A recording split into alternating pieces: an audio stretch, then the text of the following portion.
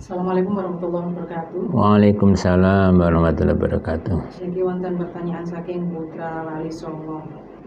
Bagaimana menyikapi ormas yang anti nisfu Sya'ban? Untuk Putra Wali Songo, dalam rangka menyikapi orang yang anti nisfu Sya'ban, kita nggak usah berlebihan menyikapi orang yang tidak cocok dengan pendapat kita. Kalau dia nggak suka, Anda ngamuk, tambah seneng sih nggak suka. Nomor satu, kita jawab semampu kita. Ya, sukut lebih baik. Kalau perlu dijawab, ya kita jawab. Kalau nggak, diam aja. Yang penting kita punya dasar. Ya, jadi begini. Memang nggak ada namanya sholat nisfu Sya'ban, nggak ada. Tapi beramal baik kan nggak apa-apa. Kenapa kok harus nisfu Sya'ban? Dan setiap hari ya tambah lebih apik lah. Wong Rasulullah puasa sebulan, hampir sebulan full bulan Sya'ban. Tidak hanya tanggal 15, sebulan. Ya, Anda mau sebulan apa? Ulama itu kan membuat sesuatu itu biar orang itu ada termotivasi. Ya. Kalau hadis bahwa nisfu Sya'ban, malam nisfu Sya'ban, malam 15 itu waktu yang terkabulkan doa, memang ada hadisnya. Kalau saya Imam Baihaqi itu ada untuk berdoa bagus. Ya. Nah, maka kita manfaat berdoa. Disuruh memperbanyak istighfar. Ya. Loh, kan ampunan nih. Malam ampunan, malam terkabulkan doa, ya kita minta ampun, minta apa saja. Ya kalau mau ibadah sholat silakan, sholat ya sudah ada dalilnya, sholat hajat ada dalilnya, sholat taubat ada dalilnya, ada hadisnya. Ya. Tapi kalau sholat nawaitu usolli sunnatani sisama nggak ada. Ya, maka kita harus bijak ya, mengetahui seperti ini. Kita melaksanakan sholat yang boleh, yang ada hadisnya. Sholat hajat kapanpun boleh, sholat taubat kapanpun boleh, bahkan seharusnya lah dosa kita tiap hari, tiap saat ya. Bukan sekedar bulan Sya'ban ya. Nah, jadi sikap kita diam, perlu penjelasan, beri penjelasan, nggak usah marah-marah. Nah, namanya fikih itu berbeda pendapat sudah biasa. Tauhid jangan sampai berbeda ya. Kalau fikih itu furu'nya berbeda, nggak masalah. Jadi kita nggak usah marah-marah. Kadang-kadang memang diadu oleh orang yang nggak suka Islam. Kita terpancing sehingga hancur Islam. Maka kuncinya bersatu. Nah, pikiran boleh berbeda, tapi hati harus tetap dingin, ya, kepala dinginnya. Saya kira itu. Pertanyaan dari Naila Nafila, kalau hutang puasa belum lunas, apakah nanti hutang puasanya jadi double? Hutang puasa itu biasanya orang misalkan sakit, sudah ada kesempatan Syawal gak nyaur-nyaur, itu namanya punya hutang.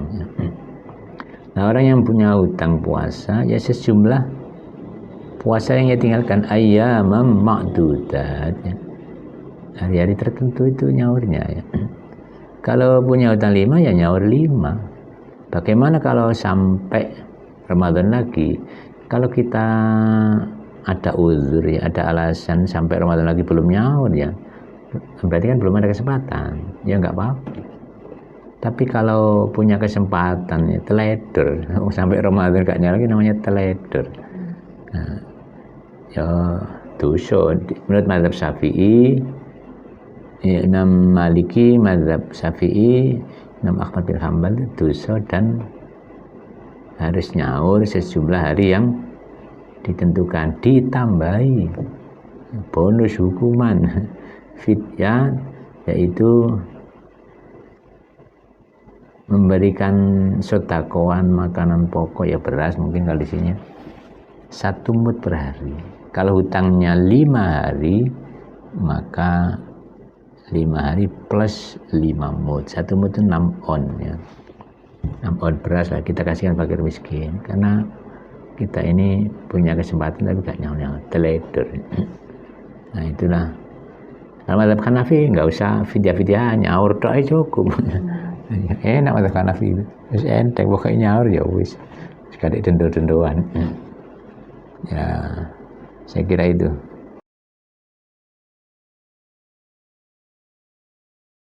Pertanyaan dari Sulaimun, Gus milih salon yang jauh sama orang tua tapi nyaman, atau yang dekat orang tua sekalian berbakti tapi tidak nyaman? Itu Mas Sulaimun, Anda dilahirkan, dibesarkan orang tua. Jangan sampai menyakiti orang tua. Ya. Jodoh itu bukan masalah jauh dan dekat dengan orang tua. Yang penting dekat dengan Anda. Ya. Dan kalau bisa, ya kita nyaman, orang tua nyaman. Caranya berdoa. Kalau Anda baik, ya, pasti dapat istri yang baik. Ya. Sebetulnya menyiasati orang tua itu bisa. Ya. Biasanya orang itu kan egoisnya tinggi, sehingga orang tuanya egois, anaknya egois, ramelah di situ. Atau mertua lah bahasanya, mertua, ya. Mertua egois, dia egois, ya rame. Tapi kalau bisa menyiasati, insya Allah bisa. Misalkan begini ya, kalau orang tua punya keinginan, jangan langsung ditolak. Mertua punya keinginan, jangan langsung ditolak. Jawablah dengan bijak. Ya insya Allah saya musyawarahkan dengan istri, saya musyawarahkan dengan suami, saya tak istikharah. Kan enak jawaban dingin. Walaupun seminggu kok pancet ini, dikandani kok pancet. Lu kan masih istikharah, belum nemu jawaban. Kan tidak menyakiti orang tua, masih menghormati, enak jawabannya. Jadi mintalah kepada Allah, ya, dapat jodoh yang membuat Anda senang, orang tua juga senang. Karena apa? Orang tua itu kalau disenangkan, insya Allah Anda akan mulia dunia akhirat, menyenangkan orang tua. Jangan sampai menyakiti. Ya. Saya kira itu. Jadi yang paling baik adalah yang nyaman dimanapun. Kalau nggak nyaman, ya jangan dijadikan jodoh. Nggak nyaman. Anda nyaman, orang tua nggak nyaman, berarti hidup nggak nyaman sampai nanti. Ya. Cari yang nyaman di segala medan. Apa ada? Ada. Insya Allah ada, kalau yakin kepada Allah akan diberinya. Saya kira itu.